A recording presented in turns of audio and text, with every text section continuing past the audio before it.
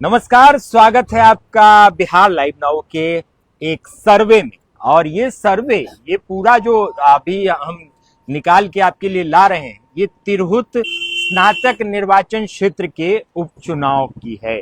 देखिए, तिरहुत स्नातक निर्वाचन क्षेत्र के उपचुनाव के लिए नामांकन खत्म हो चुका है। कल यानी कि 18 नवंबर तक ये नामांकन होना था और अब ये पूरी तरह से खत्म हो चुका है। लिस्ट आ चुके हैं जो कि कमिश्नरी से हमें प्राप्त हो चुके हैं। कुल 18 लोगों ने नामांकन किया है। 18 लोगों में एक प्रत्याशी जिनकी मौत हो गई है, राजेश कुमार रोशन जी, वो अब हमारे बीच नहीं रहे।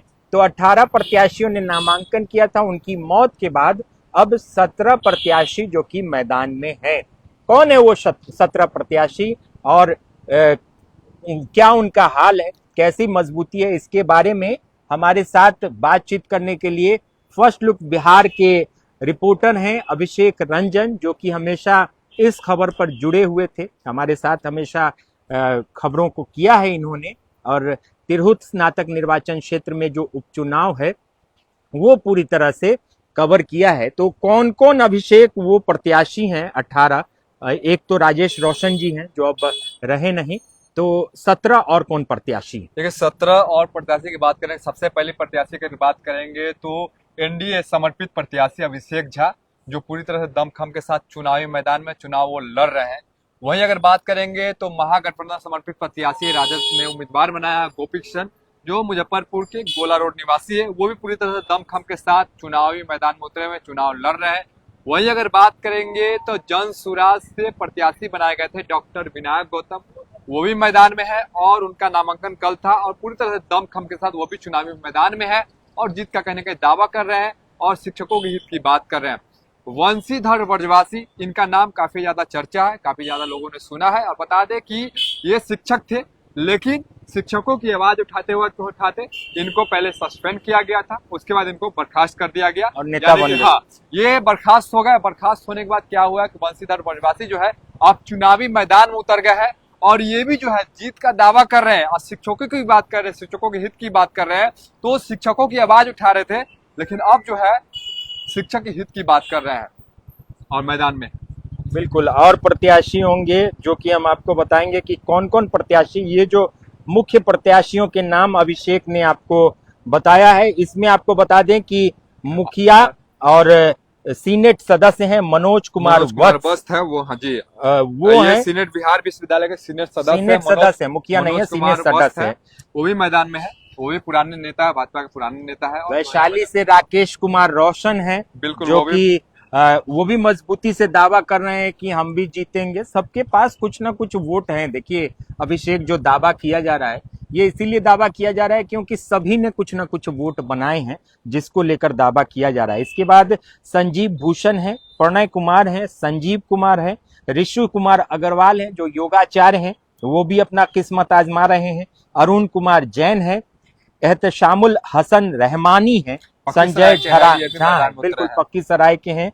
फिर संजय झा जो कि पूर्व मुखिया हैं, अधिवक्ता हैं, रिंकू कुमारी, संजना कुमारी, कई चुनाव में संजना कुमारी लड़ चुकी हैं, वार्ड के चुनाव में भी लड़ लेती हैं संजना कुमारी, वो भी हैं। भूषण महतो हैं, अरविंद कुमार विभात हैं जो कि भारतीय जनता पार्टी के लीडर हैं। वहीं राजेश कुमार रोशन जिनकी मृत्यु हो चुकी है, ये भी इस मैदान में थे।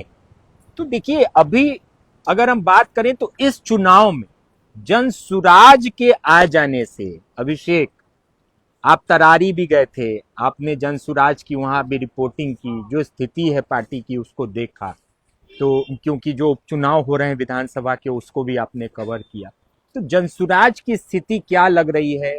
तिरहुत निर्वाचन स्नातक निर्वाचन क्षेत्र में जन सुराज के जो डॉक्टर विनायक गौतम है वो कुछ कर पाएंगे? देखिए, डॉक्टर विनायक गौतम की बात करेंगे तो उनका जो पूर्वज है वो राजनीति से जुड़ा हुआ रहा, और खास करके डॉक्टर विनायक गौतम की बात करेंगे तो वो डॉक्टर भी है और वो लगातार जो है अब इन दिनों काफी ज्यादा सक्रिय भी है, क्योंकि उनके पिताजी भी जो है विधान परिषद रह चुके हैं, वो विधान परिषद रह चुके हैं।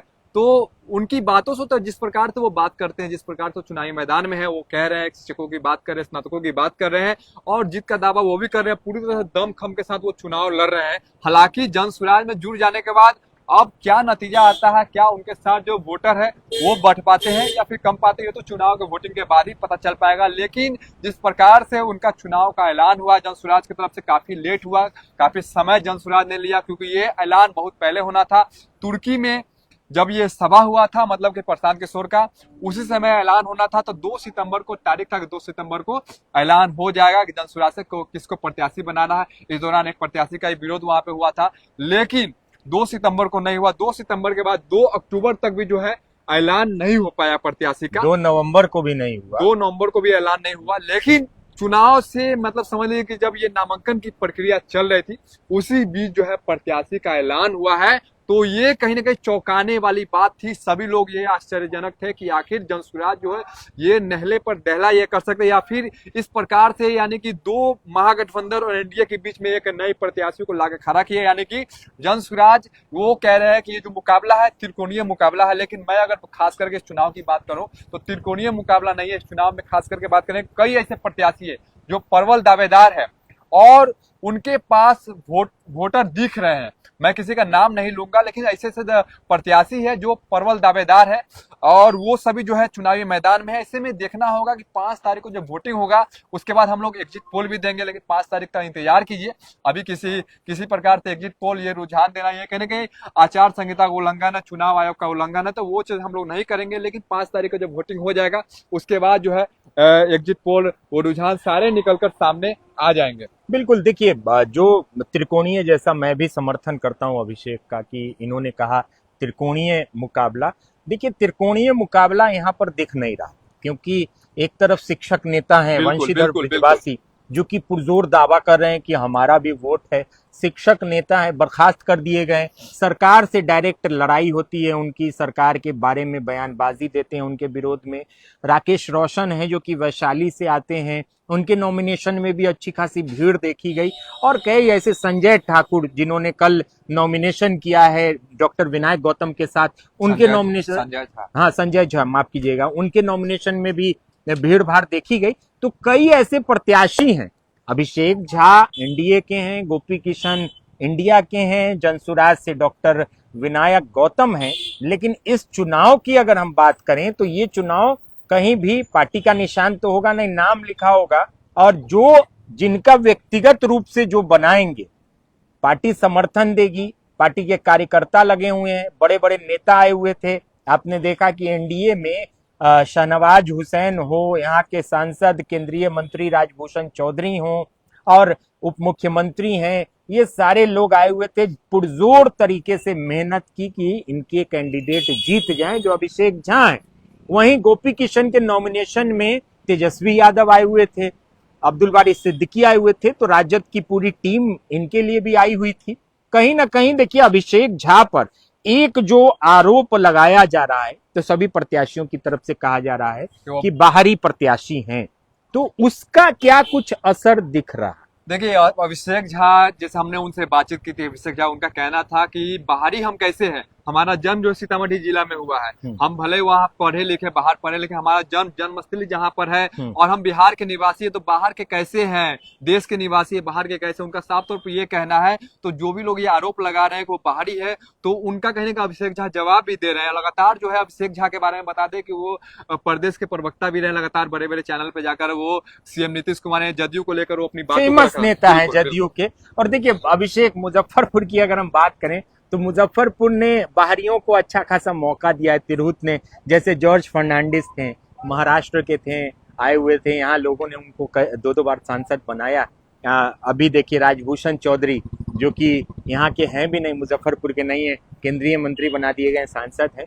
तो चलिए वो कोई, मुझे लगता है कि वो मुद्दा कुछ बड़ा मुद्दा नहीं है। हाँ, जो कि कुछ बाहरी प्रत्याशी खास करके बात करेंगे। हाँ, जैसे राकेश कुमार रोशन, वो वैशाली से है और काफी ज्यादा वैशाली में, जैसा उनका दावा, उनका कहना है कि वैशाली में पूरे दमखम के साथ हम मैदान में, लेकिन वैशाली से तो नहीं होगा ना, तिरहुत है तो 4 जिला है। और वहीं अगर बात करेंगे तो सीतामढ़ी से भी है, सीतामढ़ी से जिनका नाम है संजीव भूषण, जिनका नाम है संजीव भूषण, वो कह दे कि वो भी प्रबल दावेदार है। वो कह रहे हैं कि मतलब जिस प्रकार से उनका दावा है कि हम इस बार चुनाव जीत ही जाएंगे, सीतामढ़ी से नामांकन करने के लिए वो आए थे और पूरे दम खम के साथ जोश के साथ देख रहे थे, गाड़ी का काफिला था।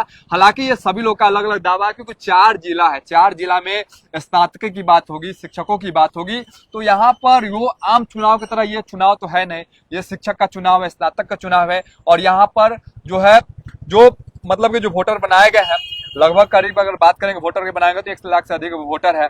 तो उसमें भी खास करके बात करेंगे तो 40 से 50 70 हजार अगर वोट अगर आ जाते हैं पूरा ओवरऑल चुनाव मिलाकर, किसी के पाला में अगर ज्यादा वोट पड़ गया, 30,000 प्लस अगर वोट हो जाता है, तो वो चुनाव आंख बंद करके वो चुनाव जीत जाएंगे। लेकिन जिस प्रकार से सभी लोग दावा कर रहे हैं कि हमारे पास इतना वोटर, हमने इतना वोटर बनाया, लेकिन वोटरों की मन में क्या है, वो किसके साथ जाएंगे, ये तो 5 तारीख को जो वोटिंग होगा, क्योंकि 4 जिला है तिरहुत क्षेत्र में, बिल्कुल तो पता चल पाएगा। 4 जिला है, 28 विधानसभा क्षेत्र हैं।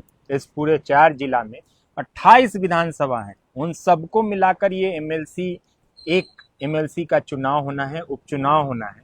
सभी दावा कर रहे हैं कि हम जीतेंगे, पर कोशिश भी की जा रही है। शिक्षकों में, खासतौर पर स्नातकों में इस बार उत्साह देखा गया, क्योंकि अगर पिछले साल की हम बात करें तो पिछले साल 89,000 मतलब 90,000 में 1,000 कम ही वोटर बने थे। लेकिन इस बार अगर वोटरों की बात करें तो 1,60,000 से ज्यादा वोटर जो हैं इस बार बने हैं। तो आप समझ लीजिए वोटरों की संख्या भी बहुत ज्यादा है। अगर हम बात कर लें पिछले चुनाव में देवेश चंद्र ठाकुर जो कि दूसरी वरीयता से जीते थे, लगभग 25-26 हजार उनको वोट आए थे, उसमें वो जीते थे, तो दूसरी वरीयता थी। इस बार पहली वरीयता के लिए बहुत लोग दावा कर रहे हैं। जो आपको क्या लगता है, जैसे जो महागठबंधन समर्थित उम्मीदवार हैं गोपी किशन, उन्होंने कहा कि हमने ये एरिस्टोक्रेसी को डेमोक्रेसी में ले आया। इस बार जो हम चर्चा कर रहे हैं, पहले तो हम चर्चा भी नहीं करते थे तिरहुत स्नातक निर्वाचन क्षेत्र चुनाव की, टीवी पर भी उतना नहीं चलता था, अखबारों में नहीं आता था। तो सच में ये जो डेमोक्रेसी है, ये लोकतांत्रिक व्यवस्था जो है वो तो घुसी है इस चुनाव में, वो तो नजर आ रहा है ना इस बार जमीन पर। बिल्कुल, ये कारण ये भी है कि जब जब उपचुनाव होते हैं, किसी भी अगर विधानसभा की बात करें, लोकसभा की बात करें या फिर तिरहुत, तो उपचुनाव में काफी ज्यादा, कोई भी चुनाव उपचुनाव हो वो काफी ज्यादा चर्चा का विषय हो जाता है, क्योंकि एक ही चुनाव होता है और एक ही मतलब कि पूरे अगर बिहार की खास करके बात करेंगे तो उपचुनाव जहां भी होंगे तो पूरे बिहार की नजर रहती, पूरे देश की नजर उस चुनाव पर रहती।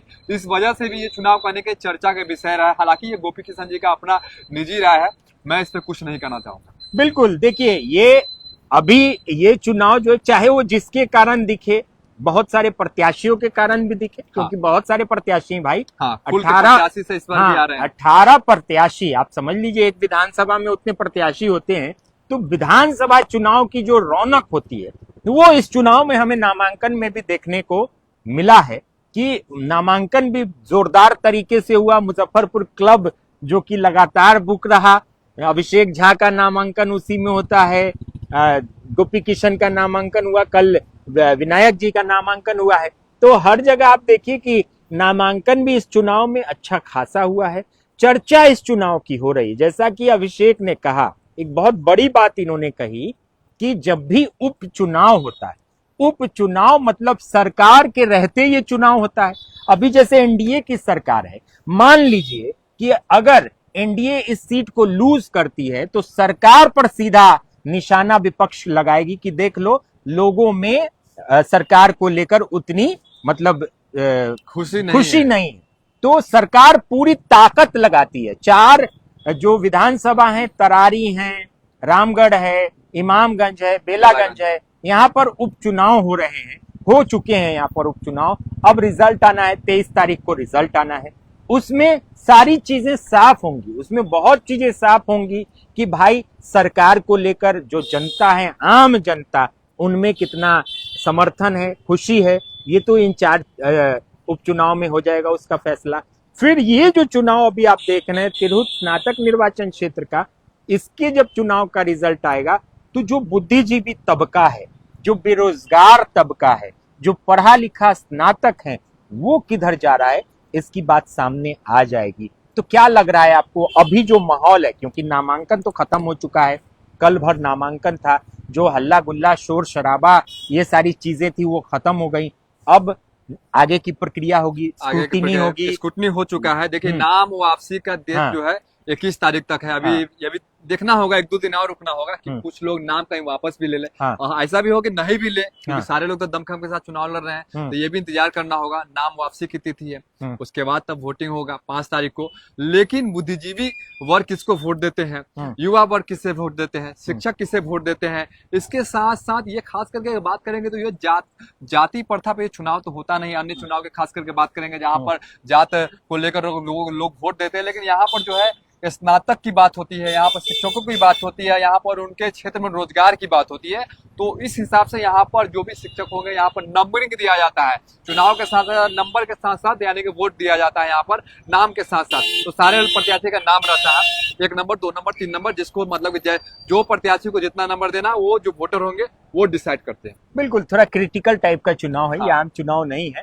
इसमें वरीयता भी होती है कि 1 नंबर आपने किसी को दे दिया तो 2 नंबर किसको देंगे, ये चॉइस आप कर सकते हैं। 3 नंबर किसको देंगे, ये चॉइस कर सकते हैं। तो वो भी वो सिस्टमेटिक वे में होता है। तो वो जितने भी प्रत्याशी हैं वो सब समझा रहे हैं अपने अपने लोगों को। लेकिन जो देखिए, ये जो कहा गया कि ये त्रिकोणीय मुकाबला हो सकता है और 3 ही प्रत्याशी सिर्फ दम वाले हैं, तो अभिषेक ने भी जैसा कहा कि बहुत सारे ऐसे प्रत्याशी हैं जो दम अपना दिखा रहे हैं, वो 3 ही नहीं, बिल्कुल 3 ही नहीं है, हो सकता है 18 के 18 हो। बिल्कुल बिल्कुल हाँ, बिल्कुल। उसमें सब अपना अपना आप दम किसी दिखा को रहे हैं। अभी डायरेक्टली किसी को कमजोर आंकना ये कहीं से भी बिल्कुल। जायज नहीं है, क्योंकि सारे लोग तो मैदान में उतरे चुनावी मैदान में चुनाव लड़ने के लिए। अब ना पता चला, इसमें तो प्रचार होना नहीं है। जिस प्रकार से जो बैनर पोस्टर लगा के प्रचार, तो इसमें होना नहीं है। इसमें जो वोटर है, जो स्नातक मतलब जो प्रत्याशी है, वो वोटर के पास खुद जा रहे हैं, वोटर से अपना मतलब कि अपने पाला में लाने के लिए उनसे बात कर रहे हैं, उनसे मतलब उनको मना रहे हैं, ये सारा प्रक्रिया कर रहे हैं। लेकिन ये सारा चीज जो है वो स्नातक के जो उम्मीदवार है वो खुद ज्यादा करते हैं। यहाँ पे बैनर पोस्टर लगा के प्रचार इसमें नहीं होता है, यानी कि जैसे